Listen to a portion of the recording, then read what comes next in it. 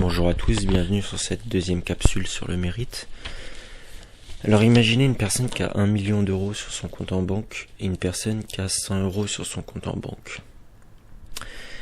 Et celle qui a 100 euros décide de donner 10 euros à un pauvre et celle qui a 1 million d'euros décide de donner 20 euros à un pauvre. Lequel a le plus de mérite ? C'est celle qui a que 100 euros, parce que pour elle c'est plus difficile. Donc en gros, le mérite ne dépend pas du résultat de nos actions, parce qu'en plus le résultat c'est extérieur à nous, ça dépend pas toujours de nous, mais ça dépend de nos actions et ça dépend de la difficulté qu'on a eu à faire nos actions. Imaginez une personne qui va donner un conseil en 1 minute et qui poste ça sur les réseaux et que ça fait 1 million de vues et qu'il y a 1 million de personnes qui entendent ça. Et imaginez une personne qui va faire 10 heures de vidéo pour qu'il y ait 3-4 personnes qui l'écoutent. Qui, à votre avis, dans le ciel, a le plus de mérite ? C'est la deuxième personne. C'est celle qui a fait le plus d'actions, finalement. Parce que le résultat ne dépend pas de nous. Donc on n'est pas jugé sur ce qui dépend pas de nous. On est jugé sur ce qui dépend de nous, ce qu'on a mis en œuvre. Imaginez que y a une personne qui donne 5 euros à un SDF dans la rue, mais en secret, la nuit, même quand le SDF y dort et quand personne ne le voit. Et de l'autre côté, il y a une personne qui donne 10 euros à un SDF, mais en public, par exemple dans le métro, quand tout le monde le regarde pour sortir un billet, pour montrer que c'est un homme pieux, pour montrer qu'il fait une bonne action, etc. Et pour flatter quelque part son ego. À votre avis, qui a le plus de mérite ? On est d'accord que c'est la première personne. Parce que le mérite ne dépend pas donc du résultat, mais de l'intention. Donc la première conclusion de cette vidéo, c'est que le mérite, ça dépend pas du résultat, mais de l'intention, de la difficulté que vous avez fournie et du volume d'action que vous avez donné. En gros, ça dépend de la sueur que vous avez mis dans vos actions. C'est un peu comme la musculation, faut pas rechercher à faire ce qui est dans la facilité, ce qui nous est facile pour nous, sinon on progresse pas. Faut chercher à faire ce qui est au contraire difficile pour nous, et c'est là où vous progressez. Et c'est là où vous avez du mérite. C'est faire quelque chose qui est pour vous difficile. Alors, imaginez que il y a un SDF qui habite en haut d'une montagne et qu'il y a 2 personnes qui veulent monter en haut de cette montagne pour lui faire une aumône de nourriture, par exemple. Il y en a une qui va en voiture, donc en 5 minutes, et l'autre qui y va à pied parce qu'elle n'a pas de voiture, donc en 1 heure. Qui a le plus de mérite ? C'est celle qui va mettre 1 heure à pied, on est d'accord. Imaginons maintenant que cette personne, elle est juste avant un accident de voiture. Donc, la voiture est cassée, et la personne est en béquille.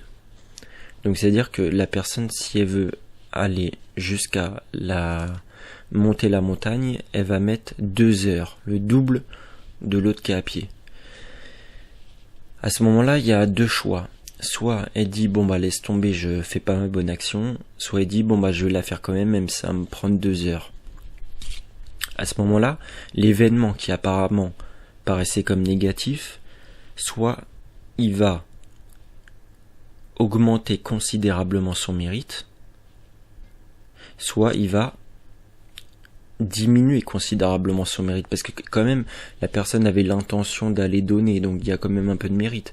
Mais si du coup la personne elle est en béquille, elle abandonne sa bonne action, du coup elle a plus de mérite.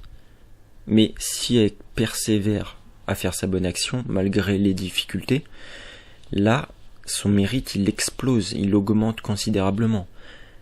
Et inversement, quand quelqu'un a un événement positif dans sa vie, soit la personne peut utiliser cet événement positif pour faire le bien.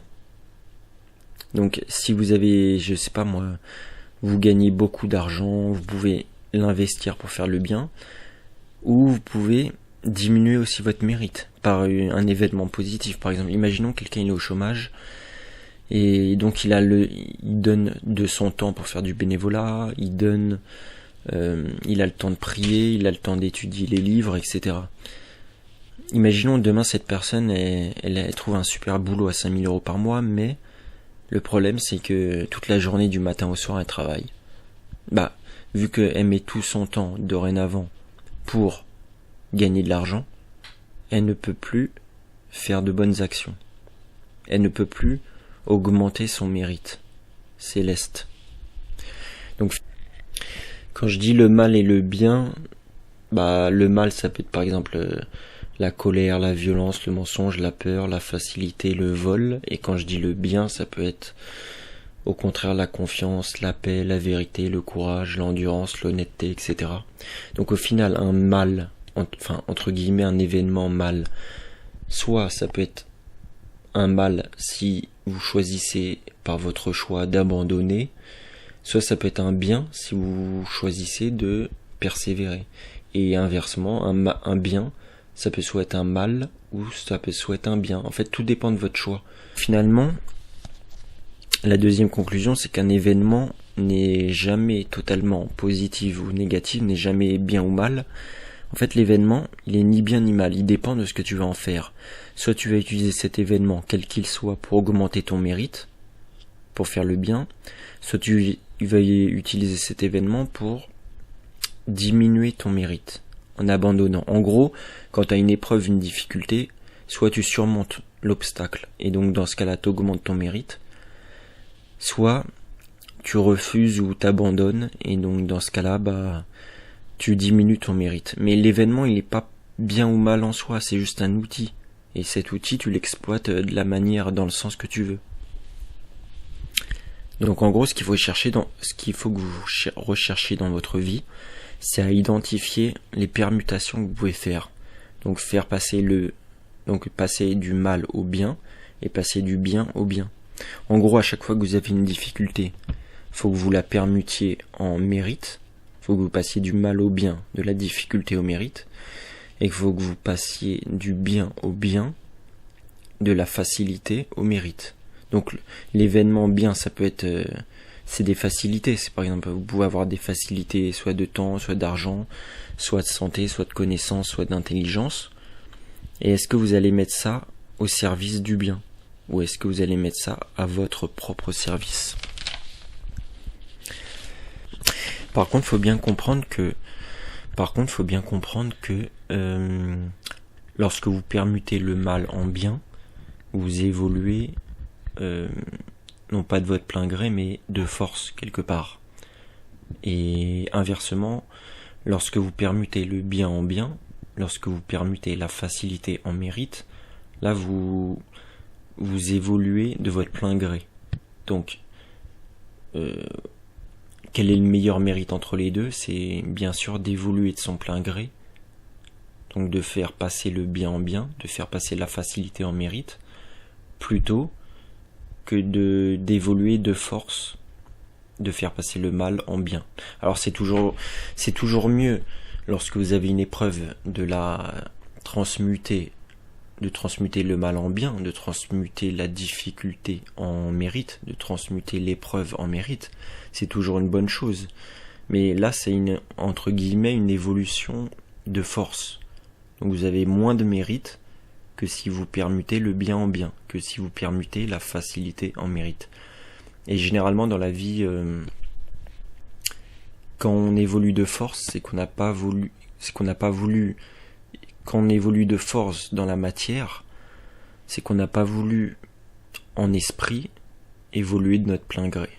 Alors le plus grand des mérites, finalement ce qui va sauver votre âme, même si j'ai déjà fait la différence entre âme et esprit, mais pour simplifier je vais parler d'âme, c'est pas de chercher à sauver son âme, parce que quelque part c'est par intérêt, c'est pas de chercher à sauver l'âme des gens, parce que c'est impossible, c'est à chercher à ce que les gens sauvent leur propre âme. Donc à chercher à ce que les gens fassent eux-mêmes le bien. Et ça, c'est véritablement l'amour. C'est-à-dire montrer l'exemple de faire le bien pour inciter les autres à le faire. Et ne pas contraindre les gens à faire le bien, mais à chercher à les inciter à faire le bien. C'est pour ça que c'est beaucoup plus facile de chercher à améliorer une personne que de s'améliorer soi-même. On est plus motivé en général par essayer de faire en sorte que quelqu'un fasse le bien plutôt que de faire nous-mêmes le bien. C'est plus facile de faire la morale que d'appliquer ce que l'on dit. Voilà.